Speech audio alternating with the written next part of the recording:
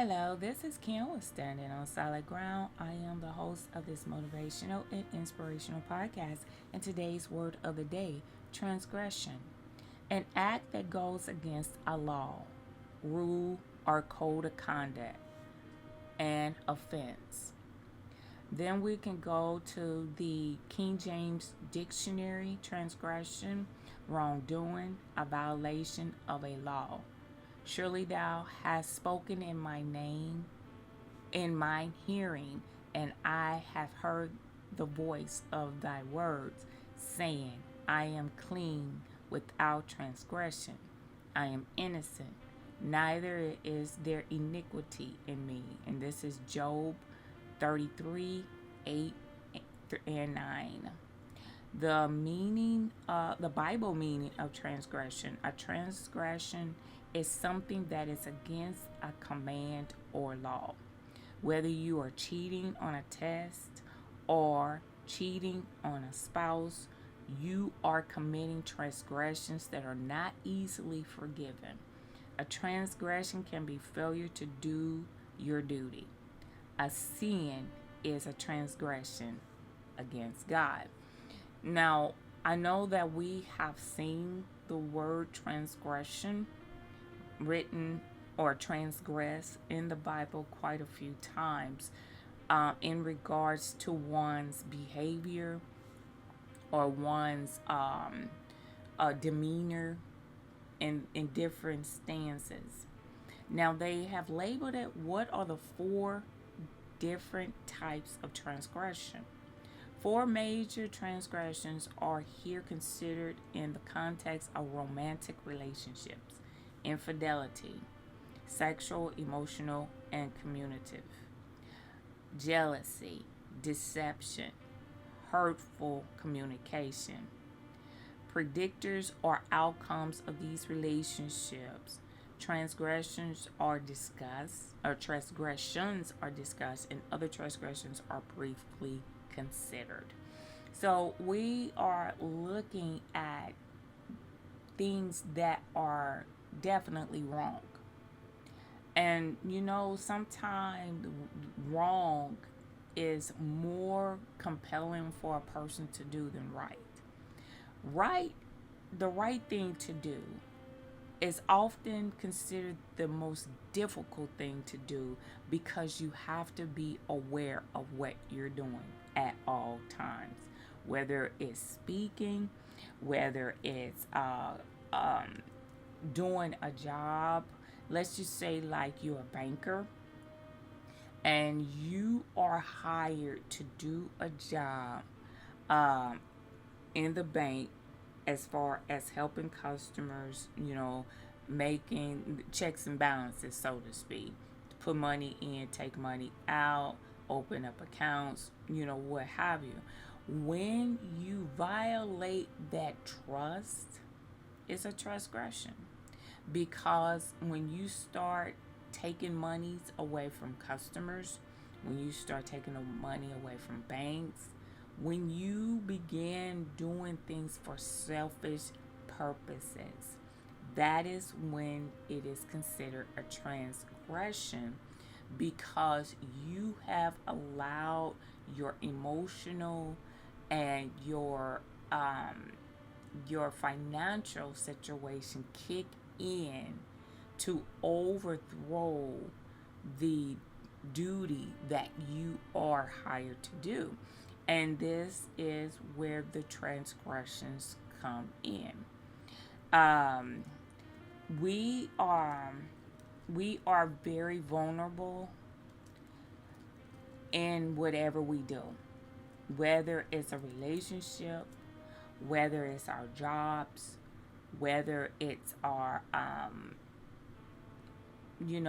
just being a person in whatever it is that we're doing. It is easy to commit transgressions against anything or anyone at any time, because the immorality has set in. The immorality has kicked in and has taken on a whole nother shade, a whole nother value. And we don't want to do that because this creates mistrust. And when it creates mistrust, then you are looked upon as a curse to whomever or whatever you are involved. I am noticing that we have 50 instances where transgression was used in the Bible. And of course, we started out with Job when he said, I am clean without transgression. I am innocent, neither is there iniquity in me. Sometimes God will prove that point. We can say that. We can say that we're out transgression, but God can find the most tiniest spot.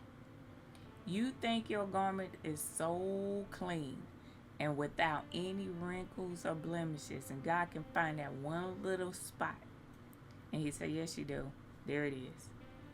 And you'll search high and low. With the naked eye, it is hard to see.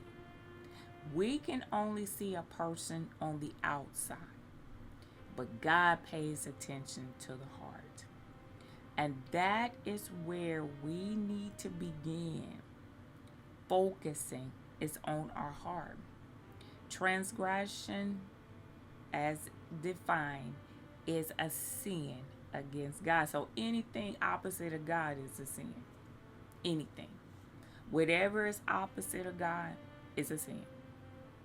And we need to really work on getting ourselves ready to do the right thing. I will always remember that when my father was slipping away, God finally just he put him to sleep. He wasn't quite gone yet, but he let him sleep. And my dad had confessed his sins. My dad had rededicated his life to Christ. My dad, he did everything to make sure that he made it in. And once God saw his heart was pure, and he saw that there was not a spot, a wrinkle, or blemish within him, he closed his mouth and let him sleep away. And that's what it's all about. We can often say what we're not or what we're without, but sometimes God will show, that's not true. Look at this. Look at that. God is good for pointing out when we're doing something wrong. He is good for that. And so we have to be aware of what we're doing at all times. That's why people will rather do wrong than to do right. Because it takes work to do right. It takes patience to do right. It takes diligence. It takes constant criticism of yourself to do right. That sometimes you have to bite your tongue at things. There have been many times where a conversation will come up or something has been said, and I will get ready to say something, and God saying, I don't think so. You better leave it alone. And so I leave it alone. Not because I didn't have anything to say, but because God told me to be quiet. And sometimes that is the best way to go, because what ends up happening, God takes care of the situation, and he does more damage than I could ever do in a conversation. The impact that God uses is more effective than any word that I could have ever spoken. So the word of today is transgression.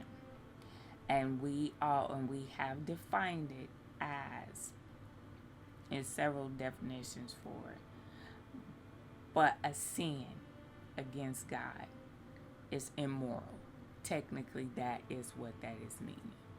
This is Kim with Standing on Solid Ground. You have yourself a wonderful and blessed day.